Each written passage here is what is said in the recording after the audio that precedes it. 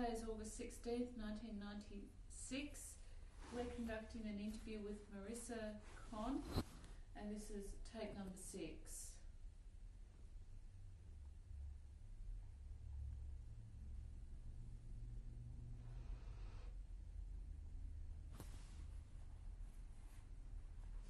Okay, so what was the camp like where you were taken to, Marysia? Was it like Auschwitz? Was it? How did you get there first of all? Where to? To the camp, to Marysia. To working camp. I told you they select us in Auschwitz, and from Auschwitz they took us to the wagons, and they took us to unknown destination. As it happens, it was the Czechoslovakian town, Germanized in Sudetenland, where we have been working in a factory producing our section time bombs. What were the conditions like in the camp that you were taken to? When we compare with other stories, we have been living on one floor, about 700-800 women, I don't know exactly. Each one of us had a bunk, a straw mattress, a blanket to cover, and a cushion. In comparison to Auschwitz, it was luxury. We have been working 10 hours, but in the morning and in the evening, it was counting again, counting, recounting. We received in the evening after work, we received a soup. I can't recall when we received a piece of bread. I can't recall. And how long were you in this camp for? I was taken out from Auschwitz in August. And then, most probably, I have been in Auschwitz 6 weeks because trying to be together with my auntie over the Jewish New Year. And then, in the camp to the end of the war, I think 8th of May 1945, what we have been freed by the Russians. Do you remember what happened when you were liberated? Do you remember that day? Oh, and how we... I better finish my story with my little Helenka, Hanechka. When she received the apple, she ate the apple. Then slowly, she started to lose her conscience, and she died on my hands. As she was receiving her piece of bread, what I swear I didn't touch. I couldn't. But when she died, I was allowed to go with her body to the cemetery to bury her. And it was a beautiful spring day. From afar, you could hear bombardments, low bombardments. And here was peaceful, quiet, beautiful nature. And here I was burying a victim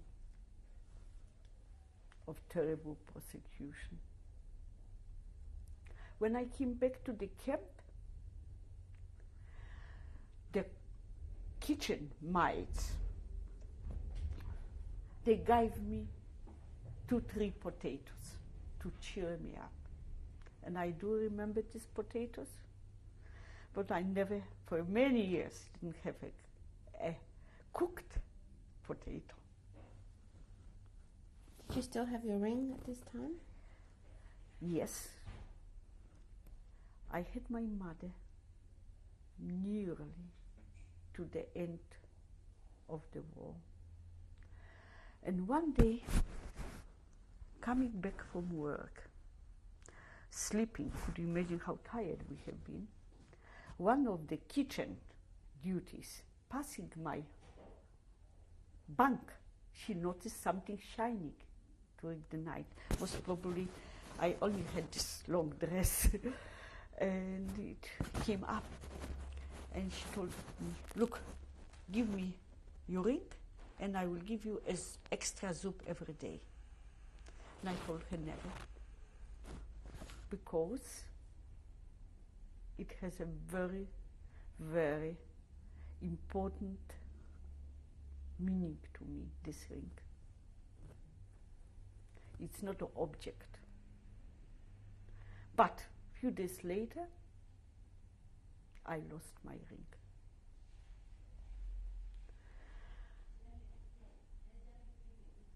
It was then that I lost my mother. I was looking and looking. They even allowed me. They didn't know for what I was looking, but they allowed me to go with the rubbish, or the straw or something, to put it on in a tip. I couldn't find my ring. I'm not going to blame nobody, because I didn't quote her. I can be only suspicious. Years later. We'll come back to that. Right. Okay. So, you, how long after this happened was it till the war ended? After I lost my ring, it could be. Hanechka died late March. After straight away I lost my ring, it could be beginning of April. We have been freed in May. Can you describe the day of liberation?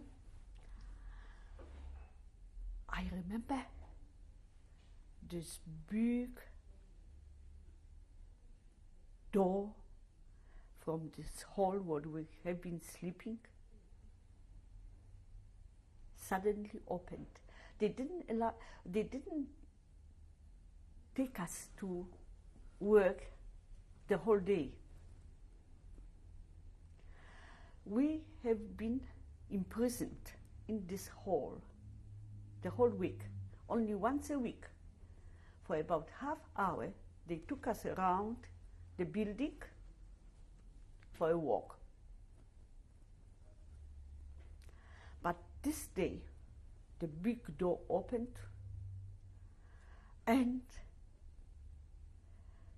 some men came into,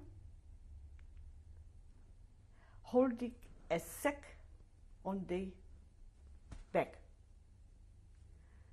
They have been French prisoners of war, bringing to us a sack of sugar. And we all jumped down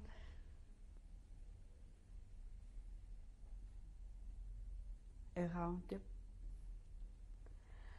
We start to sing Marseillaise. We start to kiss each other. 3 hours later, young Russian soldiers on bicycles arrived. We kissed them from top to bottom. Freedom came. The first few days I was drunk with happiness. That I can walk, not having this German with the bayonet, with the gun behind me. I still was looking behind, not believing my luck. The fresh air, the enough of it, the sun. But the third day, I realized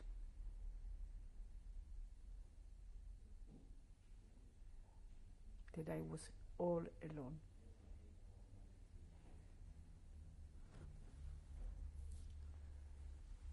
Where did you go?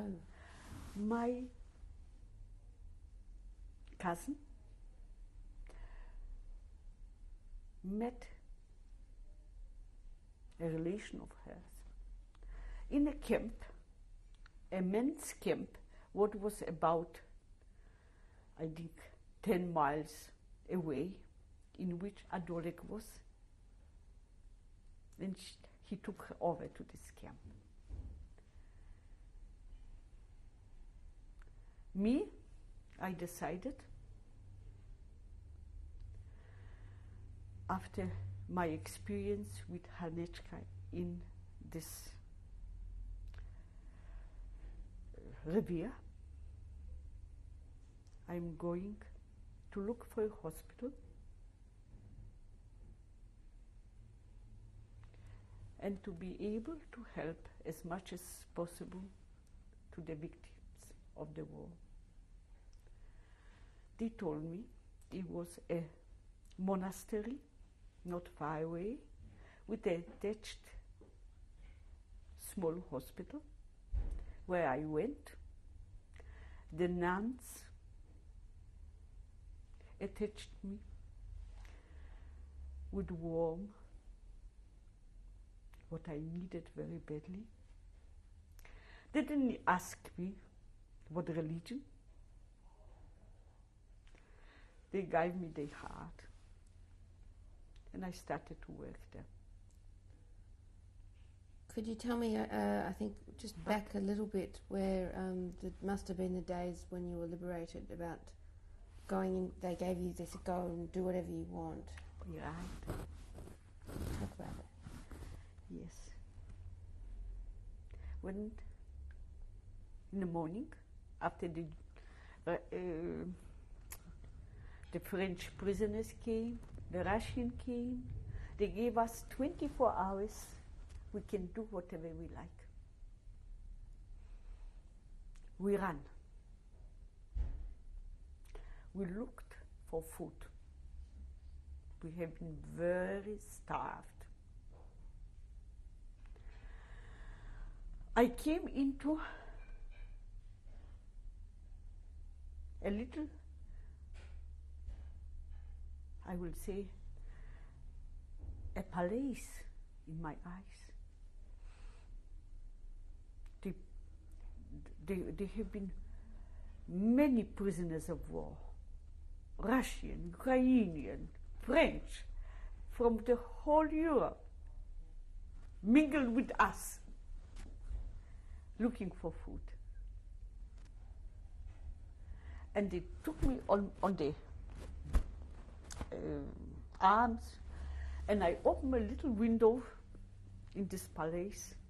I slipped through the window, opened the doors, and all we ran to the palace.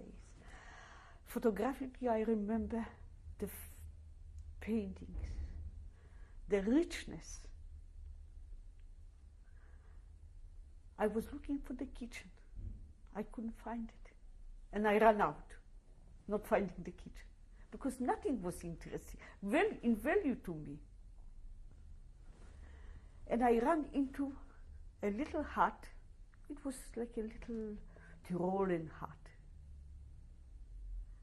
And I noticed above me a manhole, because the doors to the hut had been closed. And I noticed a ladder. I took the ladder, put it to the manhole. I climbed up, and there have been stacks of straw standing around.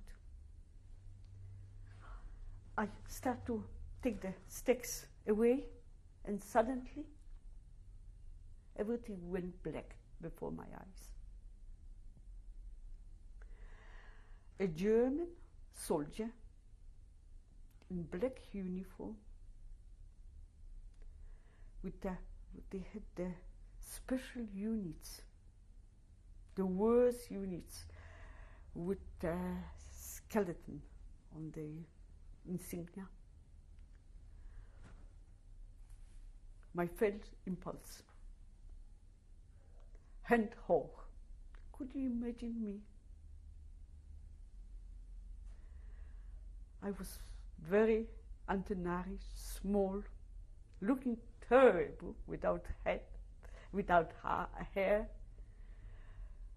calling a German soldier, hand hoch. Keep up your arms. He took his arms up.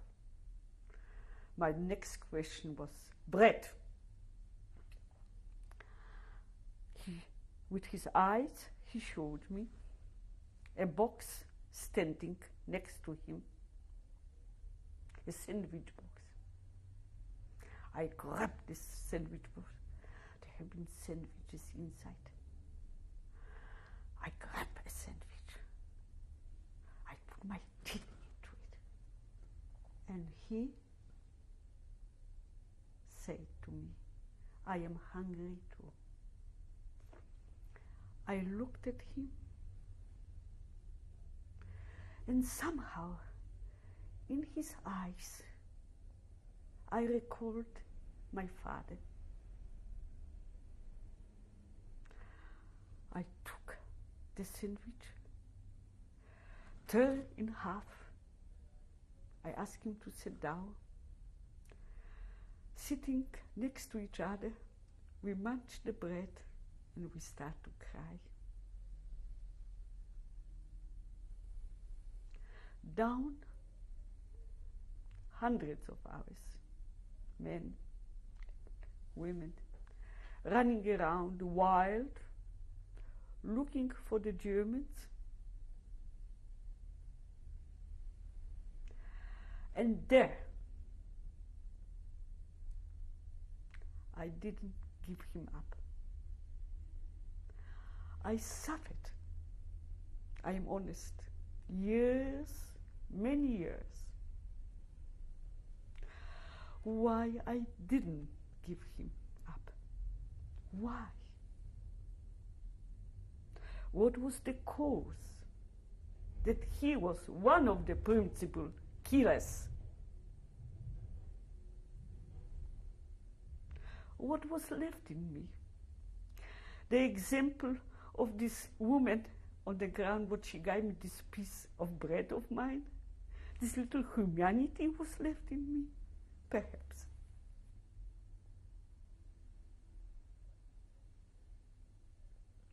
Right. So what happened after you left this hut where you were? Do you remember where you went? The hut where I met this German soldier. I was running around looking for food. Perhaps I found some food. I can't recall it. I only can recall that the Russians brought a truck of lard and ham in tins. Naturally, each one of us who was around received a tin. Somebody opened it for us, and they start to devour it. Us, after so many years, without fat, they became very sick. They have been laying on the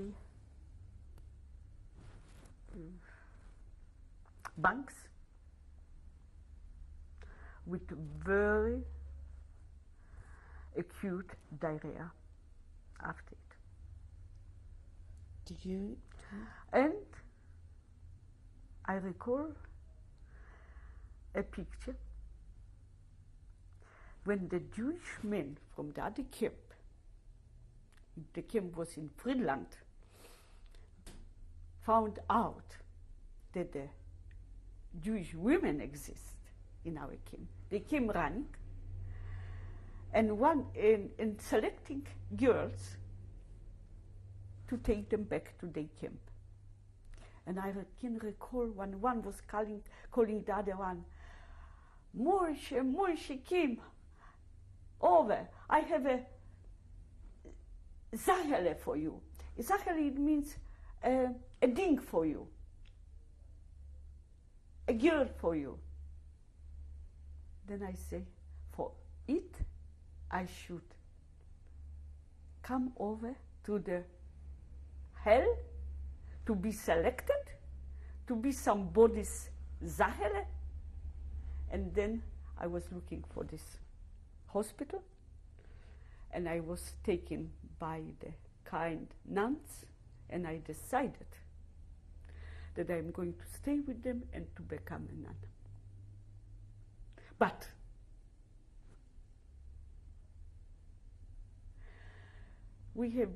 I have been with my cousin, another friend, always together.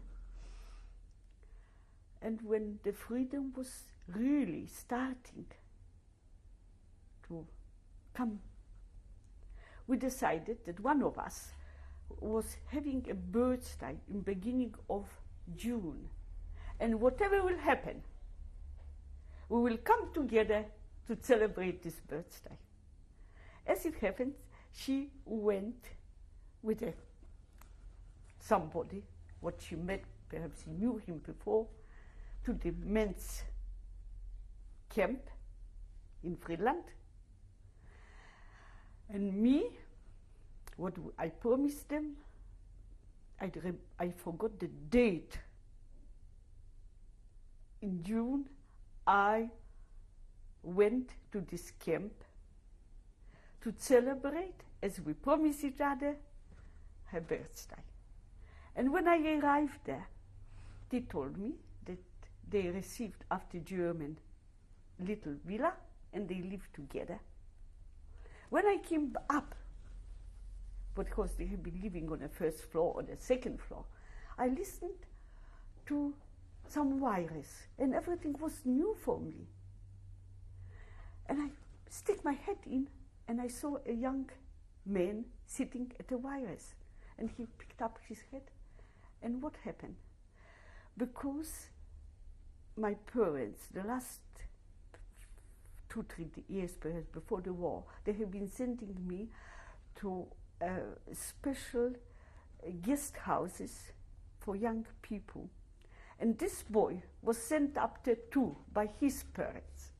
And I met him up there in this guest house, perhaps 1 or 2 years. I knew his parents because they always brought him. He knew mine, and it was like a brother to me. And then he introduced me to his 2 friends. It was Adolek. Who is? With another 2 friends. Who's Adolek? Adolek is my husband. And it was, by then, they start to visit me in my hospital at the monastery. What were you doing at the hospital? I was working as a physiotherapy. It was light duty. They showed me how to operate 1-2 machines, for instance, not an extra machine, but it looked like an extra machine, and I was operating it. One day, it was everything happened in few weeks, very few weeks.